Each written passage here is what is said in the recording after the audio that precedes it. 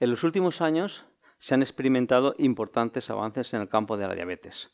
Han aparecido nuevas guías, especialmente pacientes con enfermedad renal, con muchas comorbilidades. Tenemos nuevos aspectos, nuevos datos, pero un aspecto que no se toca en las guías es cómo desprescribir. Generalmente se añaden fármacos, pero no se quitan.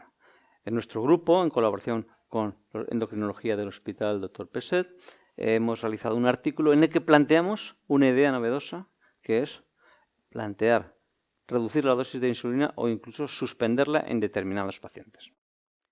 Tengo el gusto de estar con el doctor Carlos Morillas, endocrinólogo del Hospital Universitario del Dr. Peset, y con el doctor Luis Di Marco, nefrólogo del Hospital Clínico Universitario de Valencia. Yo soy nefrólogo también del Hospital Clínico Universitario de Valencia y vamos a contaros los aspectos más relevantes de este artículo recientemente publicado. Carlos, ¿nos puedes resumir los principales mensajes del artículo? Pues lo más importante del artículo es que la enfermedad renal diabética afecta a 1/3 de las personas con diabetes.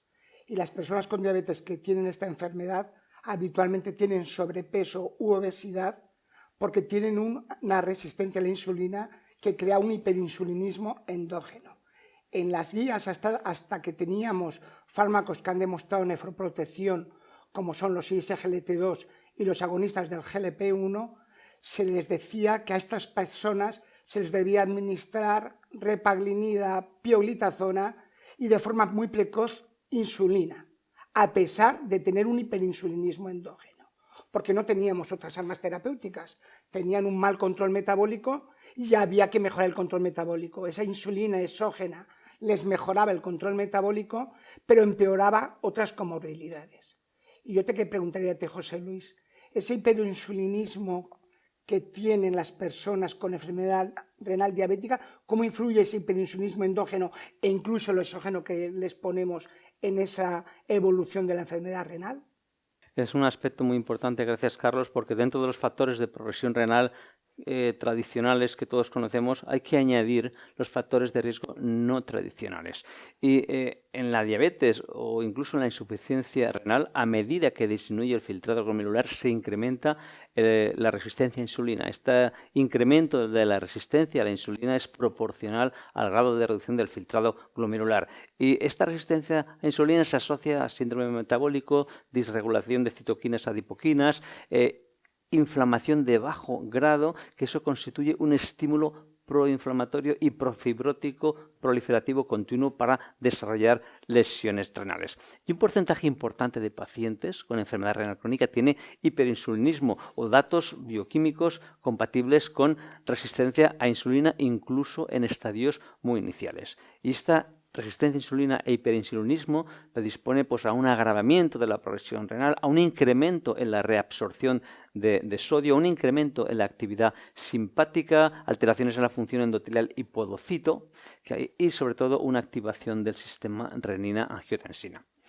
Se ha demostrado que la administración de insulina, incluso pacientes no diabéticos, disminuye o ejerce un efecto de mayor reabsorción de sodio, con lo que podríamos decir a la insulina que tiene un efecto antinatriurético, con las consecuencias de aumento, expansión de volumen, hipertensión, insuficiencia cardíaca. Todo ello influye en el pronóstico del paciente. Por lo tanto, el hiperinsulinismo no es bueno para los pacientes con enfermedad renal.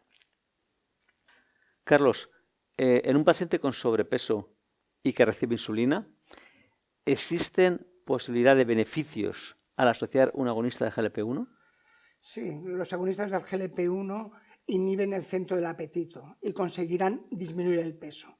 Pero además, los agonistas del GLP-1 mejoran la secreción de insulina endógena e inhiben la secreción de glucagón. Ambos mecanismos harán que se controle la hiperglucemia. Y con la pérdida de peso que se consigue por esa inhibición del apetito, hará que la insulina exógena que estoy administrando haga mejor efecto y consigamos un mejor control metabólico. Si hay hipoglucemia será debido a la insulina exógena, no a la administración del análogo del GLP-1. Luis, en el mismo sentido de la pregunta que le hemos hecho a Carlos, te pregunto si en un paciente con sobrepeso y enfermedad renal crónica que recibe insulina, tiene beneficios al asociar un GLP-1, especialmente en cuanto a tolerancia digestiva?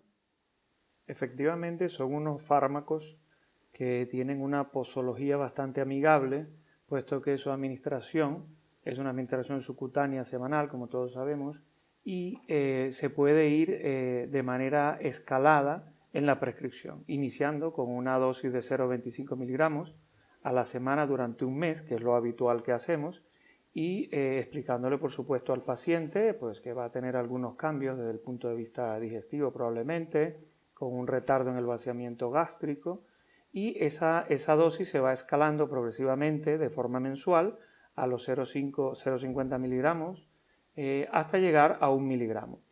¿Qué es lo que sucede? Que en muchos pacientes pues, podemos hacer una prescripción diferente donde de forma muy sencilla podemos mantener una dosis de 0,5 miligramos, por ejemplo, durante no solo un mes, puede ser 2 o 3 meses. Y ya consiguiendo los beneficios tanto desde el punto de vista metabólicos, de control metabólico, como beneficios desde el punto de vista cardiorrenal. Y posteriormente, pues la dosis misma tolerada por el paciente. Si vemos algún efecto, sobre todo en pacientes que tienen mucha afectación desde el punto de vista de neuroparesia, gastroparesia o episodios de diarrea crónicos, pues podemos incluso echar un poco hacia atrás la dosis hasta la dosis tolerada máxima con beneficios desde el punto de vista cardiorrenales, como he dicho anteriormente. Carlos, vamos a intentar administrar agonistas de GLP-1 a un paciente que recibe insulina. ¿Debemos reducir la dosis de insulina a todos el 20% o cómo debemos manejar la insulina cuando iniciamos estos fármacos? Hay que reducir la dosis a los pacientes que tienen un buen control metabólico, a los que tengan una glicada por debajo de 7,5-8%. Y a esos pacientes que tienen un buen control metabólico, para evitar hipoglucemias, sería conveniente reducir un 20% de la dosis total en el momento de administrar el análogo de GLP-1. Pero a los que tienen mal control metabólico, a los que tienen una hemoglobina glicosilada por encima del 8%, no sería necesario, porque reducimos la dosis por la posibilidad de hipoglucemia. Pero al tener un mal control metabólico mejorará, pero no será suficiente para crear problemas hipoglucémicos. Entonces, ¿cuál sería la pauta ideal para tratar un paciente que recibe insulina y asociamos un agonista de GLP-1? Pues si lleva una insulina basal, solo una administración de insulina basal y tiene un buen control metabólico con una glicada por debajo del 8%, reduciría el 20% de la insulina basal. Si va a 18 unidades de insulina de Gludec, bajaría el 20% y administraría el GLP-1. Ya he comentado que si hubiese un mal control metabólico, por encima de 8 o de 9 o de 10, mejorará el control metabólico, pero no habrá hipoglucemias. En ese caso de mal control metabólico, no sería necesario reducir la dosis de insulina. ¿Y si el paciente lleva insulina basal y rápida, cómo hago la reducción? Pues si llevase la terapia bolobasal, que la llevan muchos diabéticos que llevan muchos años de evolución, si pensamos que hay reserva insulínica, podemos tintar las insulinas prandiales, los bolos de insulina, dejaríamos la insulina basal y administraríamos el análogo del GLP-1 que serviría para controlar los picos postprandiales sin riesgo de hipoglucemia. Es decir, retiraríamos los bolos de insulina rápida y mantendríamos la dosis de insulina basal. Luis, en el artículo tocaste muy bien un aspecto que tiene relevancia práctica. Dinos cuál es tu opinión y si tiene importancia o relevancia la estimación o determinación del péptido C en sangre para determinar la reserva insulínica. Efectivamente, consideramos al péptido C como un biomarcador de interés desde el punto de vista de valoración de reserva insulínica y de la capacidad secretora de la célula beta en nuestros pacientes. ¿Qué significa esto? Que pues un valor por encima de 1 en el péptido C nos habla de que este es un paciente que tiene una reserva insulínica probablemente adecuada y pues probablemente nosotros estamos administrando una insulina exógena que desde el punto de vista fisiológico y fisiopatológico pues podría generarnos algunos problemas.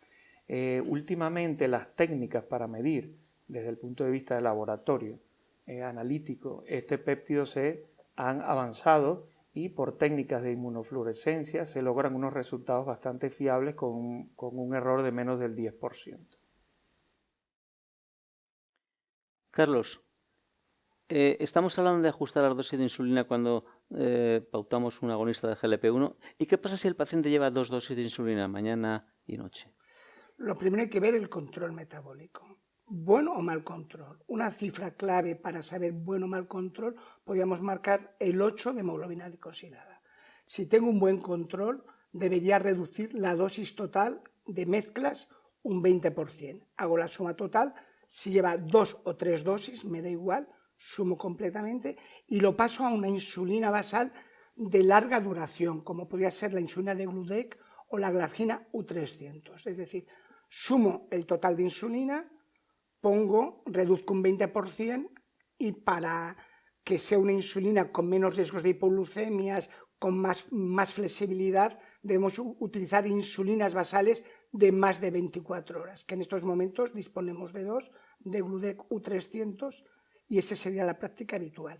Si tuviese un mal control, probablemente sería suficiente con reducir un 10% o incluso no reducir. Si hubiese un muy mal control, se sumaría la dosis de insulina de 2 o 3 dosis, pondríamos como insulina basal de larga duración y siempre añadiríamos un análogo del GLP-1 semanal para mejorar el control postprandial de las glucemias. Y aunque lo has comentado, brevemente, ¿cómo haríamos el ajuste al iniciar un GLP-1, un análogo de GLP-1 cuando el paciente lleva 2 o 3 dosis de insulina premezclada? Pues como volvemos a insistir en el control, si tuviese un buen control con una glicada menor del 8%, haríamos la suma total, reduciríamos un 20% y luego pondríamos el análogo de insulina basal de vida media larga, pero luego debemos dar un objetivo de glucemia. Para saber que hemos acertado, tenemos que poner un objetivo de glucemia en ayunas de 80 a 130 habitualmente. Si con insulina de Gludec 3 días sucesivos o una semana vemos que la glucemia en ayunas es superior a 130, a la dosis calculada habrá que subir 2 unidades. Y si durante una semana las glucemias en ayunas son inferiores la media a 80, habría que bajar 4 unidades. Es decir, 20% de reducción de la dosis total de 2-3 dosis de mezclas como insulina basal de Gludec y un objetivo ya claro de 80 a 130 en el paciente no frágil. En los pacientes más frágiles, que muchas veces se ven en nefrología, podría ser un objetivo de glucemia en ayunas de 100 a 150. Si las glucemias en ayunas son mayores de 150 en ese paciente frágil, tendríamos que subir 2 unidades la insulina de Gludec de forma semanal y si fuese menor de 100, bajaríamos de 4 unidades. ¿Por qué? Porque no queremos que tenga episodios de hipoglucemia. Muy bien. Luis, otro aspecto importante. Los nefrólogos nos hemos visto muy beneficiados de la introducción de análogos de GLP-1 en nuestros pacientes. Claro, el problema es que en las unidades de nefrología no solemos tener enfermera educadora, como tienen las unidades de endocrinología en diabetes. Entonces, ¿cómo este ajuste para que el paciente a lo mejor no lo vamos a ver en 2 o 3 meses? ¿Qué recomendaciones realizarías para evitar que tenga hipoglucemia, para ajustarse la glicada o ajustarse la insulina? Efectivamente, se debe explicar al paciente en detalle el inicio del tratamiento con estos fármacos y es mucho más fácil cuando el paciente ya viene de un tratamiento con una terapia de insulina basal o mezcla o bolo basal. Entonces ya está más familiarizado con la administración de este tipo de medicamentos.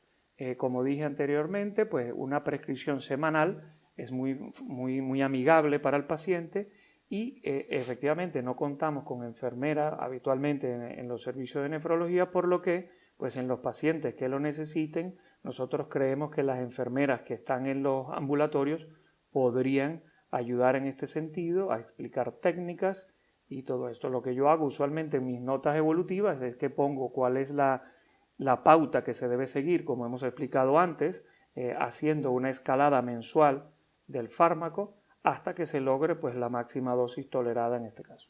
A este paciente, a un paciente que lleva insulina, le hemos pautado un análogo de GLP-1, le reducimos un porcentaje, como has comentado, y vamos a verlo en los primeros meses con ayuda de médicos de familia, enfermeras de atención primaria, y en la próxima visita tengo que bajarle otro 20%. ¿Qué es lo que hago? ¿Cuánto le bajo? ¿Qué hago en la consulta de nefrología? Pues en este caso lo que hacemos es valorar el registro que nos trae nuestro paciente de los controles glucémicos.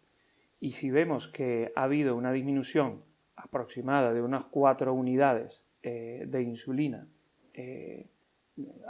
al día, pues ya nosotros podemos estar planteándonos proseguir con la disminución de la insulina hasta pues lograr el objetivo que hemos comentado anteriormente, que es una glicemia entre 80 y 130, incluso en pacientes más frágiles nos podríamos plantear un objetivo de 100-150 miligramos por decilitro de glucemia.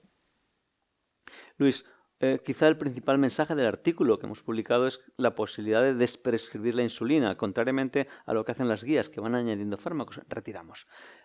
¿En qué tipo de pacientes podríamos llegar a suspender la insulina, especialmente aquellos que tienen reserva pancreática, o a partir de qué dosis podríamos realizarlo?